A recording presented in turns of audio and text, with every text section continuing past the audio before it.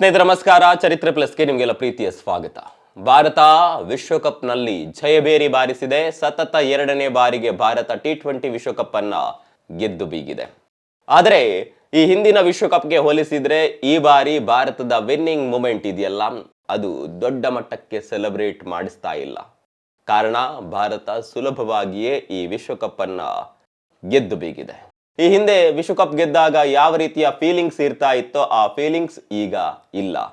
ನಿಮ್ಮಲ್ಲಿ ಎಷ್ಟು ಜನ ಸೆಲೆಬ್ರೇಟ್ ಮಾಡಿದ್ದೀರಿ? ನಿಮ್ಮಲ್ಲಿ ಎಷ್ಟು ಜನ ಭಾರತ T20 ವಿಶ್ವಕಪ್ ಗೆದ್ದಿದೆ ಅನ್ನುವಂತಹ ಫೀಲಿಂಗ್ ನಲ್ಲಿದ್ದೀರಿ? ತುಂಬಾ ಜನಕ್ಕೆ ಆ ಫೀಲಿಂಗ್ ಇರ್ಲಿಕ್ಕಿಲ್ಲ. ಕಾರಣ ಇಷ್ಟೇ, ಭಾರತದ ಡಾಮಿನೆನ್ಸ್. ನಾವು ಯಾವುದಾದ್ರೂ ವಿಭಾಗದಲ್ಲಿ ಡಾಮಿನೆನ್ಸ್ ಮಾಡ್ತಾ ಇದ್ರೆ ಆ ಗೆಲುವು ನಮಗೆ ಅತ್ಯಂತ ಸುಲಭ ಅಂತ ಅನ್ಸ್ಬಿಡುತ್ತೆ. ನಿನ್ನೆಯ ಫೈನಲ್ ಪಂದ್ಯಾಟ ಕೂಡ ಹಾಗೆ ಆಗಿದ್ದು. ಭಾರತ ಸುಲಭದಲ್ಲೇ ಗೆದ್ದು ಬೀಗಿತ್ತು. ಅದರಲ್ಲೂ ಕೂಡ ಯಾವಾಗ ಭಾರತ 250 ಎನ್ನುವಂತ ದೊಡ್ಡ ಟಾರ್ಗೆಟ್ ಅನ್ನ ನೀಡ್ತೋ ಆಗ್ಲೇ ಭಾರತ ಗೆದ್ದಾಗಿತ್ತು. ಫೈನಲ್ ಪಂದ್ಯಾಟದಲ್ಲಿ 250ಗಿಂತ ಮೇಲಿನ ಟಾರ್ಗೆಟ್ ಇದೆಯಲ್ಲ, ಅದು 280ಕ್ಕಿಂತ ಮೇಲಿನ ಟಾರ್ಗೆಟ್ಗೆ ಸಮ. ಆ ಪ್ರೆಷರ್ ಇರುತ್ತೆ. ಆದ್ರೂ ಕೂಡ ಸ್ವಲ್ಪ ಮಂದಿಗೆ ಇಂಗ್ಲೆಂಡ್ ನ ರೀತಿ ನ್ಯೂಜಿಲೆಂಡ್ ಕೂಡ ಹತ್ರ ಬರ್ತಾರೋ ಎನ್ನುವಂತ ಭಯ ಆರಂಭದಲ್ಲಿತ್ತು. ಆ ಭಯ ಹೋಗ್ತಾ ಹೋಗ್ತಾ ಕಡಿಮೆ ಆಗ್ತಾ ಹೋಗುತ್ತೆ. ಹೀಗಾಗಿ ಭಾರತ ಸುಲಭದಲ್ಲೇ ಗೆದ್ದಿರೋದ್ರಿಂದ ಆ ಗೆಲುವಿನ ಫೀಲಿಂಗ್ ಸ್ವಲ್ಪ ಕಡಿಮೆ ಇದೆ. ಅದರಲ್ಲೂ ಕೂಡ ಸತತವಾಗಿ 2ನೇ ಬಾರಿ ಗೆದ್ದಿದೆ. ತುಂಬಾ ಗ್ಯಾಪ್ ಕೊಟ್ಟು ಗೆದ್ದಾಗ ಆಗುವಂತ ಖುಷಿಗೂ ಗೆಲ್ತಾನೆ ಇರುವಾಗ ಆಗುವಂತ ಖುಷಿಗೂ ವ್ಯತ್ಯಾಸ ಇದೆ. ಆ ವ್ಯತ್ಯಾಸ ಈ ಬಾರಿ ನಮ್ಗೆ ಕಾಣಿಸ್ತಾ ಇದೆ. ಕಳೆದ ಬಾರಿ ಭಾರತ ಗೆದ್ದಾಗ ಎಷ್ಟು ಜನ ತುಂಬಾ ಖುಷಿ ಪಟ್ಟಿದ್ರು. ಅದರಲ್ಲೂ ಕೂಡ 30ಕ್ಕೆ 30 ರನ್ ಬೇಕಿದ್ದಂತ ಸಂದರ್ಭದಲ್ಲಿ ಆ ಮ್ಯಾಚ್ ನ ಥ್ರಿಲ್ಲೇ ಬೇರೆ ಇತ್ತು. ಆದ್ರೆ ಈ ಬಾರಿ ಅದಕ್ಕೆ ಯಾವುದಕ್ಕೂ ಕೂಡ ಭಾರತ ಅವಕಾಶವನ್ನ ಕೊಡ್ಲೇ ಇಲ್ಲ.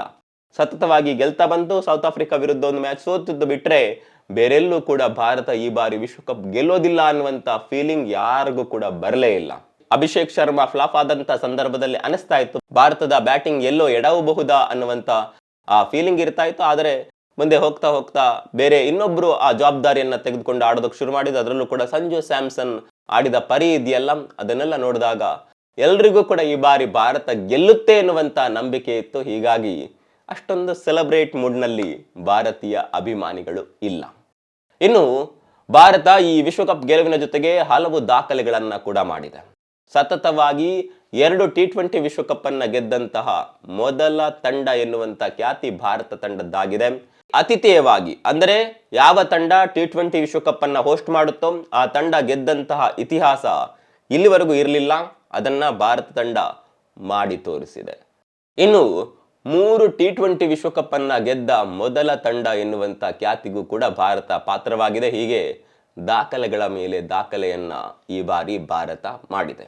ಇನ್ನು ಈ ಬಾರಿ ವಿಶ್ವಕಪ್ ಗೆಲುವಿನಲ್ಲಿ ಪ್ರಮುಖ ಪಾತ್ರ ವಹಿಸಿದವರು ಸಂಜು ಸ್ಯಾಮ್ಸನ್ ಯಾವ ರೀತಿ ಎಲ್ಲಿಂದ ಎಲ್ಲಿಗೆ ಬಂದ್ರು ಅನ್ನೋದು ನಿಮ್ಗೆ ಗೊತ್ತಿದೆ. ಪ್ಲೇಯಿಂಗ್ 11 ನಲ್ಲಿ ಚಾನ್ಸೇ ಸಿಗೋದಿಲ್ಲ ಎನ್ನುವಂತ ಮಟ್ಟಿಗೆ ಬಂದು ಭಾರತ ತಂಡದ ಪ್ರಮುಖ ಆಟಗಾರನಾಗಿ, ಅದರಲ್ಲೂ ಕೂಡ ಇವತ್ತು ಭಾರತ ವಿಶ್ವಕಪ್ ಗೆದ್ದಿದೆ ಅಂದ್ರೆ ಅದಕ್ಕೆ ಪ್ರಮುಖ ಕಾರಣ ಸಂಜು ಸ್ಯಾಮ್ಸನ್ ಅವರ ಆ 3 ಇನ್ನಿಂಗ್ಸ್ಗಳು.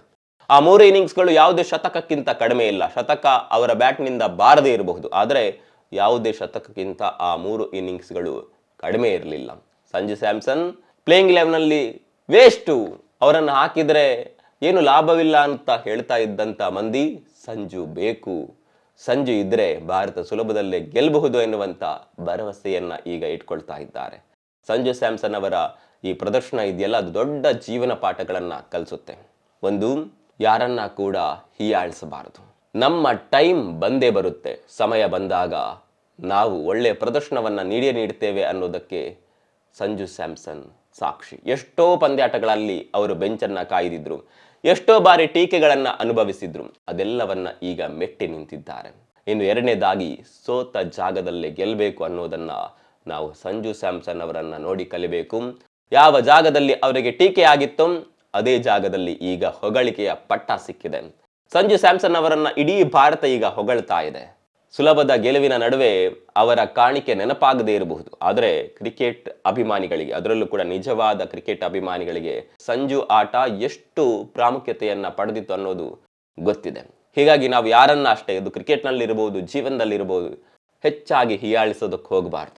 ಅವರಿಗೂ ಒಂದು ದಿನ ಸಮಯ ಬಂದೇ ಬರುತ್ತೆ ಅನ್ನೋದನ್ನು ನಾವು ಯಾವತ್ತಿಗೂ ನೆನಪಿನಲ್ಲಿ ಇಟ್ಕೊಳ್ಬೇಕು. ಏನೇ ಇರಲಿ, ಭಾರತ ವಿಶ್ವಕಪ್ ಅನ್ನ ಗೆದ್ದು ಬೀಗಿದೆ. ಈ ಮೂಲಕ ಆಸ್ಟ್ರೇಲಿಯಾ ಒಂದು ಕಾಲದಲ್ಲಿ ಯಾವ ರೀತಿ ಕ್ರಿಕೆಟ್ನಲ್ಲಿ ಡಾಮಿನೇಟ್ ಮಾಡ್ತಾ ಇತ್ತು ಅದೇ ಡಾಮಿನೇಷನ್ ಅನ್ನ ಈಗ ಭಾರತ ಮಾಡೋದಕ್ಕೆ ಶುರು ಮಾಡಿದೆ. ಭಾರತೀಯ ಅಭಿಮಾನಿಗಳಲ್ಲಿ ಈಗ ಖಂಡಿತವಾಗಿಯೂ ಖುಷಿ ಇದೆ.